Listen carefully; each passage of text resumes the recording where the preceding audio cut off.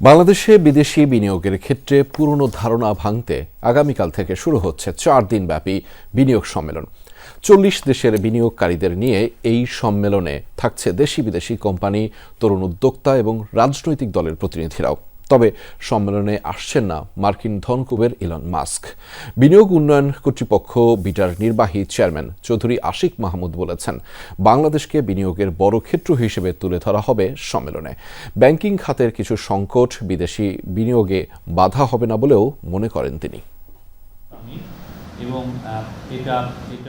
আগামীকাল সোমবার পর্দা উঠতে যাচ্ছে বাংলাদেশ বিনিয়োগ সম্মেলন 2025-এর।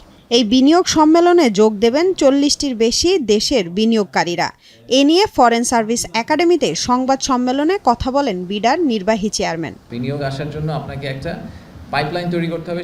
চৌধুরী আশিক মাহমুদ বিন হারুন জানান, সম্মেলনে দেশি কোম্পানির পাশাপাশি বিদেশি বিভিন্ন কোম্পানির প্রতিনিধিরা উপস্থিত থাকবেন।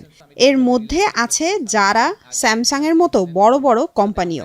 তবে মার্কিন ধনকুবের এলন মাস্ক এই সম্মেলনে আসছেন না। তবে তার প্রতিষ্ঠান স্টার্লিং সার্ভিস সেবা পাচ্ছে বিনিয়োগ সম্মেলন। ইলন মাস্ক সামিটে আসবেন এরকম কোনো ঘোষণা আমরা কখনোই দেইনি। আসলে ওনাকে আমরা আনার ব্যাপারে কথাবার্তা চলছে, বাট এটা এই সামিটে হচ্ছে না। 9 তারিখে আমরা স্টার্লিং এর ডেমো ডে বলছি।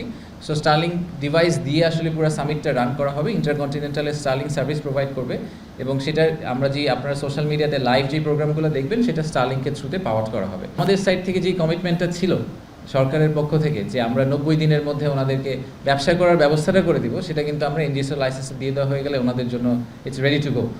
4 দিনব্যাপী সম্মেলনে থাকছে দেশের তরুণ উদ্যোক্তারা, থাকবেন বিএনপি, জামায়াত, এনসিপি নেতারাও।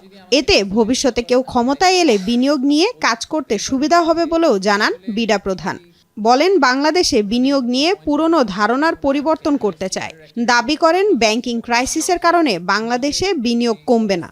বিনিয়োগকারী যদি বাংলাদেশে আসেন এবং তিনি যদি হাই কোয়ালিটি বিনিয়োগকারী হন, ওনার ফাইন্যান্সিংয়ের অভাব হবে এটা একদমই মনে করি না।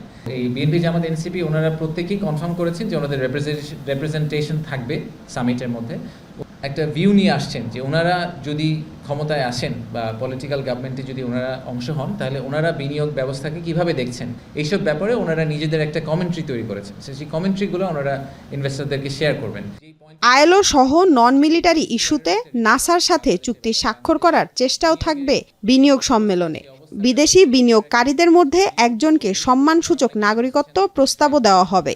বাংলাদেশের ইনভেস্টমেন্ট ক্লাইমেটে আপনারা জানেন যে আমাদের অনেক বিদেশি কিন্তু আছেন যারা বছরের পর বছর ধরে বাংলাদেশে আছেন। 20-25 বছর ধরে বাংলাদেশকে ওনারা অ্যাম্বাসেডারের মতো বাংলাদেশকে বিভিন্ন দেশে পরিচিতি দেওয়ার চেষ্টা করেছেন, বাংলাদেশে বিনিয়োগ করেছেন, অনেক দিন ধরে আছেন।